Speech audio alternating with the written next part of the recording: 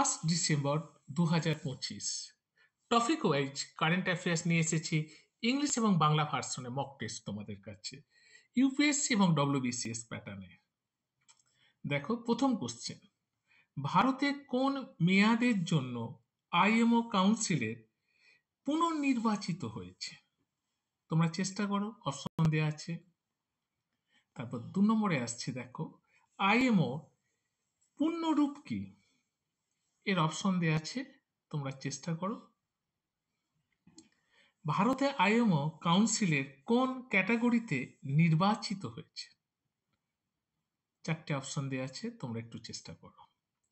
আইএমওর সদর দপ্তর কোথায়? এটা খুব ইম্পর্টেন্ট একটা কোশ্চেন। হ্যাঁ, আইএমওর সদর দপ্তর কোথায়? নেক্সট কোশ্চেনে আসছে, দেখো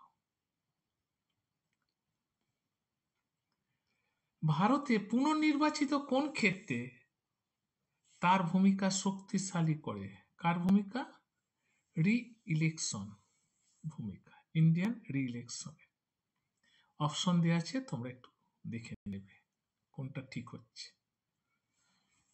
ওয়ার্ল্ড স্কিলস এশিয়ান চ্যাম্পিয়ন 2025 কোন দেশে আয়োজন করবে? কোন দেশ আয়োজন করবে? 4টে অপশন দেওয়া আছে এখানে। সেই 4টে অপশনের মধ্যে তোমরা নিজের আগে ঠিক করো, তারপরে উত্তরটা দেখবে। তারপরে আসছে, দেখো the competition mainly focus on what? প্রতিযোগিতামূলক কোন বিষয়ের উপর গুরুত্ব দেওয়া হয়েছে? এখানে 4টে অপশন দেওয়া আছে। ওয়ার্ল্ড স্কিলস এশিয়ান প্রতিষ্ঠিত হয়েছিল কি প্রচারের জন্য? তারপরে আসছে, দেখো 9 কোন বয়সে মানুষ মূলত অংশ নেয়?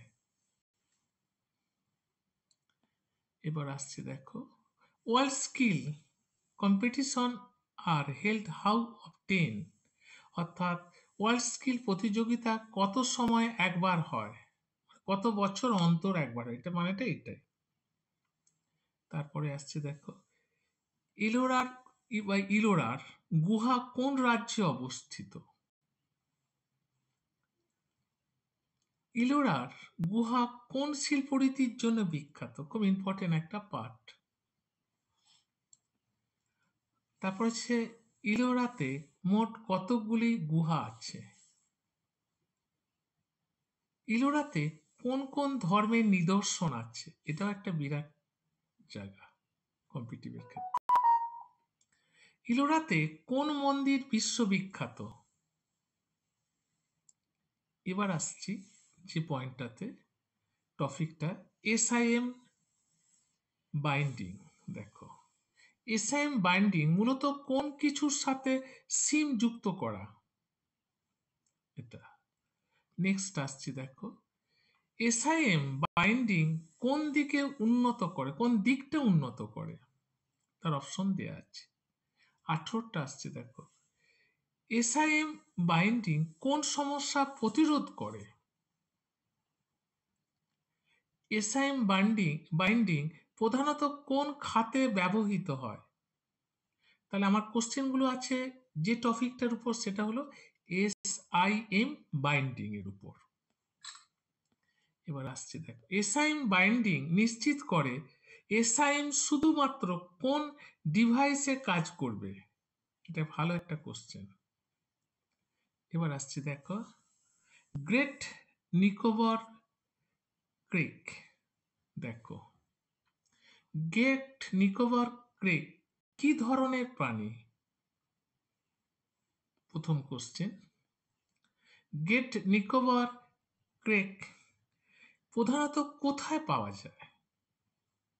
কোশ্চেন। তারপর দেখো প্রজাতি সংরক্ষণ অবস্থা মূলত কি বিবেচনা করা হয়?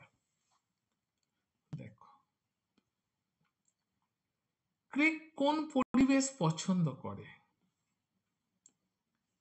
তারপর গ্রেট নিকোবর ক্রিক কোন বৈশিষ্ট্যের জন্য পরিচিত? দেখো তারপরে টপিকে আসছি। তার আগে একটু বলে নিই, যারা অল কম্পিটিটিভ ডব্লিউবিসিএস ইউপিএসসি সহ অল কম্পিটিটিভের জন্য পড়তে চাও, তাদের জন্য বলি আমরা 0 থেকে অ্যাডভান্স কোর্স পড়াই। প্রতিটা অধ্যায় ভিত্তিক হাতে ধরে নিখুঁতভাবে আমরা প্রতিটা জিনিসকে বুঝিয়ে যাই। তার জন্য যদি তোমরা যোগাযোগ করতে চাও, ফোন নাম্বারটা জেনে নাও, 8617491526 এই নাম্বারে ফোন করতে পারো। হেনসা 3NG কোন দেশে তৈরি? খুব ভালো একটা দারুণ কোশ্চেন। হেনসা 3NG প্রধানত কি কাজে ব্যবহৃত হয়? এটা দারুণ কোশ্চেন। কোন সংস্থা হেনসা 3NG তৈরি করেছে? হেনসা 3NG কোন ধরনের বিমান? এই টপিকগুলো থেকে যে কোশ্চেনগুলো দেওয়া আছে এবং তার উত্তরগুলোকে যদি সাজিয়ে নাও, তাহলে কিন্তু এক একটা টপিকের এক একটা প্যারাগ্রাফ হয়ে যাবে।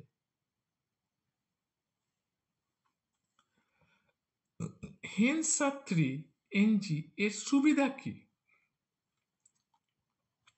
এরপর আমাদের অ্যান্সারগুলো দেওয়া আছে।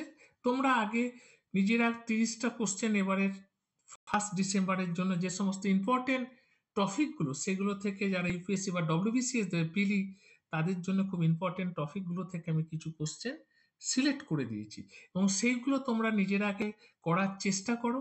যদি না পারো, তারপরে অ্যান্সারটা দেখতে থাকো। প্রত্যেকটা টপিক ওয়াইজ করা আছে এবং অ্যান্সারগুলো সেইভাবে তোমরা নিজেরা মিলিয়ে নেবে। বুঝতে পেরেছি? যেমন ইলোরা গুহা, সেখান থেকে দিয়ে যাচ্ছে। এসআইএম বাইন্ডিং, যেটা এইমাত্র বললাম।